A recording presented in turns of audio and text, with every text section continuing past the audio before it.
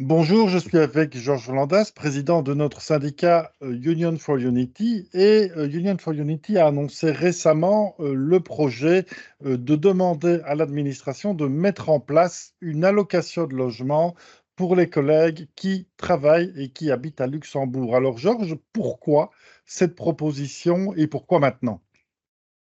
Pourquoi? C'est une longue histoire puisque les collègues de Luxembourg qui doivent bénéficier d'une parité de pouvoir d'achat avec leurs collègues à Bruxelles, puisque Luxembourg et Bruxelles, c'est le même indice de référence, eh bien, avec le même montant, peuvent acheter moins. Donc, ils sont désavantagés au niveau du pouvoir d'achat. Depuis longtemps, la Commission, après quelques années, a fait une étude. Cette étude confirme le constat et souligne que le désavantage le plus grand pour le Luxembourg concerne le prix de l'habitation. Pour un indice 100 à Bruxelles, à Luxembourg, ça serait 150. Voilà quelle était la situation il y a 5-6 ans. Et donc, il y a manifestement une injustice et il y a une absence d'égalité. Donc, c'est aussi à la fois une question d'égalité, mais c'est aussi une question légale. Et donc, c'est une vieille revendication, mais qu'on remet à l'ordre du jour maintenant. Tu me demandes pourquoi? Eh bien, pour deux raisons. Parce que trop, c'est trop. Il faut bien bouger. On ne peut pas se contenter de cette injustice. Deuxièmement, on est à l'aube, disons, de la discussion budgétaire pour la prochaine période de programmation, le prochain MFF, et c'est le moment de négocier une mise en œuvre progressive de cette mesure et donc une allocation de logement qui devrait être budgétisée dans le prochain budget de l'Union. Donc voilà pourquoi maintenant. C'est un peu un momentum. Alors, quand nous avons parlé de cette proposition avec d'autres organisations, certaines organisations nous ont dit une allocation, c'est une bonne idée, mais seulement pour les collègues avec les plus bas revenus. À You4You, nous insistons pour que cette allocation soit unique pour l'ensemble des collègues. Alors, pour quelles raisons? Eh bien, il me semble que c'est évident, parce que ce qu'on essaye de régler, Yves, ce n'est pas la réduction de différences de revenus, des écarts de revenus entre collègues. Si on doit, par exemple, favoriser les bas salaires, parce qu'à Luxembourg, il y a une situation spécifique, le salaire minimum au Luxembourg est plus élevé que le salaire minimum d'un salarié de la Commission, eh bien, il y a des mesures spécifiques et nous avons un programme à ce sujet. Ce dont il est question, c'est de garantir la parité, l'égalité de traitement entre les collègues de Luxembourg, tous les collègues de Luxembourg, par rapport à tous les collègues de Bruxelles. Donc, il n'y a aucune raison qu'un AD9 ou un ST3 ou un groupe de fonction 2, un contractuel, eh bien, soit désavantagé par rapport à un collègue. Parce que la règle, notre règle, c'est que les gens doivent avoir le même pouvoir d'achat à salaire constant où qu'ils se trouvent.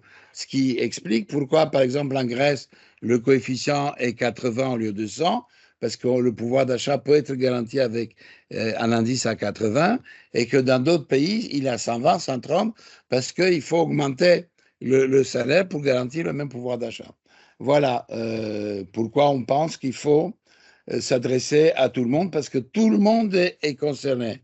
Et d'autre part, il y a quelque chose qui est important politiquement, c'est les deux précédentes réformes ont divisé le personnel, ont créé différentes conditions. Il y a les précaires, 40% de la population contractuelle, mais aussi temporaire, qui n'ont pas les mêmes conditions de rémunération et de promotion. Et puis il y a les fonctionnaires, et puis il y a les anciens fonctionnaires et les nouveaux fonctionnaires.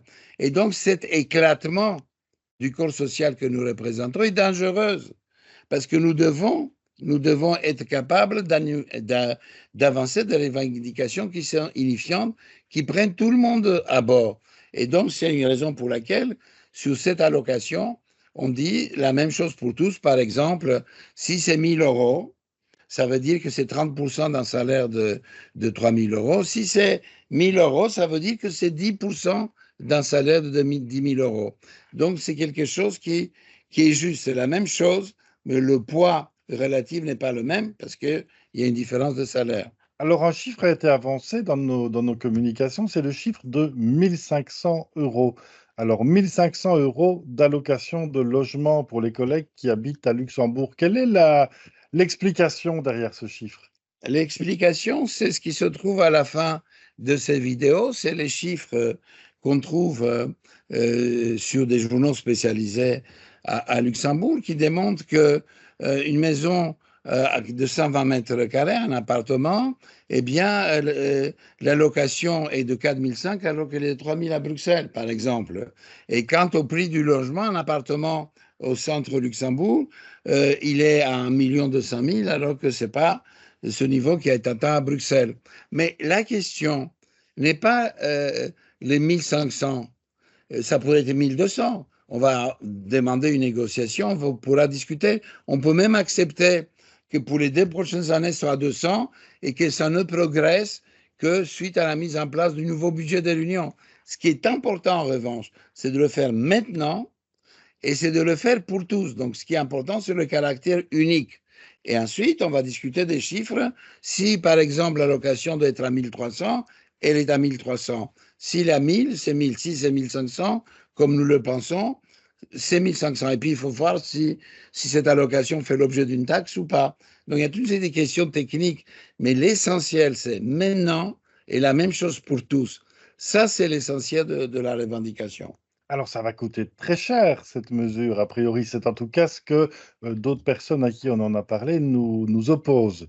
Ça va coûter, mais 1 ou 2% du budget de la rubrique 7 peut-être, mais ça coûtera moins cher que les budgets qu'on a abandonnés en période du démarrage de cette commission. On a perdu 2,5 milliards, dont un qu'on a abandonné sans même qu'on nous le demande, et ça coûtera moins que le 1,9 milliard qu'on a demandé à mi-parcours et pour lequel on s'est pas battu parce que la commission aujourd'hui, dans les 5 dernières années, n'a pas démérité. Elle a fait face à toutes les crises et tous les défis. La relance économique avec le plan de relance, le Covid, où il est apparu, ce qui était une évidence pour nous, c'est que ce n'est qu'au niveau de l'Union qu'on peut régler les questions énergétiques et l'Ukraine.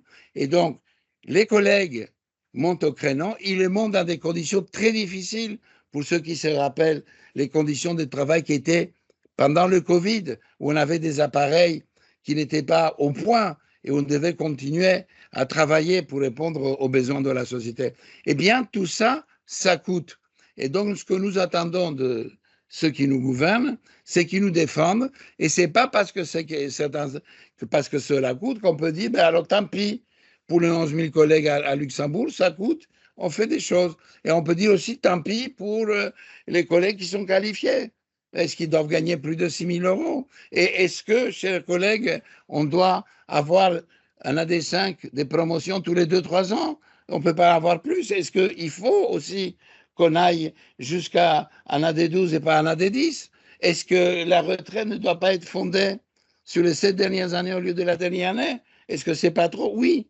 Avoir du personnel de qualité qui travaille d'une façon indépendante et dans un milieu multiculturel, dans une institution qui a le monopole d'initiative et qui travaille pour le bien commun sans un certain coût.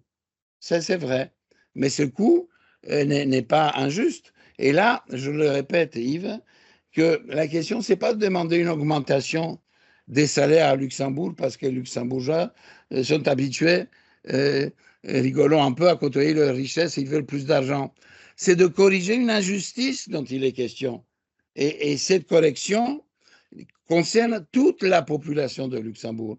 Alors les gens peuvent aller, on nous dit, habiter en dehors des frontières, mais ils font 1 heure et demie de transport. Alors ça, c'est pas non plus des conditions de vie d'avoir des transports qui durent 1 heure. Voilà, alors si on parle de cette injustice que tu évoquais, Georges, il faut peut-être revenir à la source de cette injustice. Et c'est la question des coefficients correcteurs. Donc, si en tant que fonctionnaire européen, je vais habiter à Varsovie, à Lisbonne ou à Paris, on va appliquer à mon salaire un coefficient correcteur qui va adapter le montant prévu par le statut au niveau de vie dans la ville où j'habite.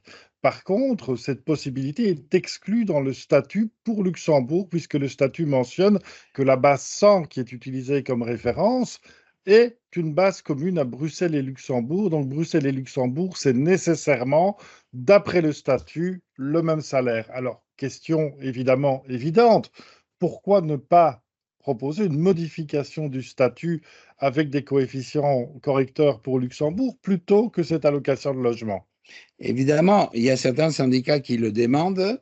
Il y a déjà pas mal de collègues qui commencent à être résignés à l'idée qu'on devra passer une troisième fois par une réforme. Nous pensons qu'une réforme ne pourra pas corriger les injustices, mais qu'aggravera notre situation. Nous sommes persuadés, et nous sommes persuadés sur la base de l'histoire que nous avons vécue, de l'expérience.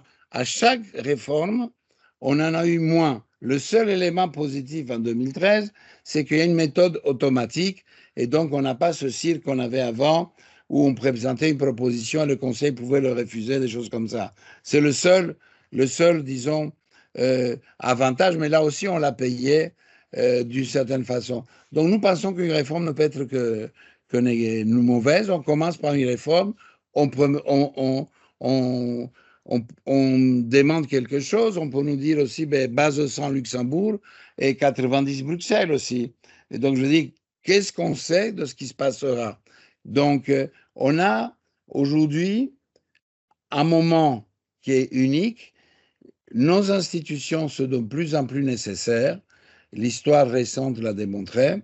Nous avons fait preuve de compétence et de dévouement dans un contexte économique dégradé. On ne peut pas dire que la Commission n'essaie pas de faire des économies. On est passé de 55 bâtiments à 25, n'est-ce pas? Pour ne prendre que cet exemple, on a précarisé 40% de la population sans lui offrir ce qui était normal, des perspectives de carrière. Nous y reviendrons. Et nous pensons que c'est assez. C'est assez, et donc nous devons corriger les injustices à statut inchangé. Et l'allocation logement pour tous, l'allocation unique est la solution. Et ouvrir la réforme, c'est l'aventure. Parce que si on ouvre la réforme, ça va être chacun pour soi et Dieu contre tous. On va nous diviser et tout le monde en aura moins. Ça, c'est clair. On l'a déjà vécu et donc c'est irresponsable, non pas que tu l'aies mentionné, Yves, mais si il est responsable d'accréditer l'idée que les gens auront un avantage, même par exemple si les contractuels gagneront peut-être 100 € de plus, mais ils le paieront au niveau de leur retraite, par exemple. Donc, ou le niveau de la méthode. Donc, il y a pas photo, comme disent les jeunes. Une réforme, c'est catastrophique et c'est un point de clivage très important pour nous. Même si à la fin, on risque de nous imposer une réforme, la meilleure façon d'ailleurs de négocier, c'est d'être vent debout contre. Ceux qui commencent à faire les malins, créer des groupes de travail comme ça existe dans la représentation du personnel pour réfléchir à des réformes, ils sont dans une situation d'irresponsabilité et ils prennent le risque d'amoindrir l'attractivité de la fonction publique européenne, qui est déjà un problème en soi, et de dégrader les conditions de travail et de rémunération. Donc, en ce qui nous concerne, non. Voilà, donc pour résumer, l'allocation de logement, c'est une proposition nécessairement bénéfique pour le personnel, contrairement à l'aventure de la demande d'une réforme. C'est une proposition réaliste. On a d'ailleurs déjà eu des éléments qui nous montraient qu'il y avait une ouverture dans différentes institutions à cette possibilité. C'est une proposition qui a sa place dans un futur cadre budgétaire qui sera bientôt négocié. Il s'agit simplement de fixer des priorités. Et est-ce que le personnel est une priorité?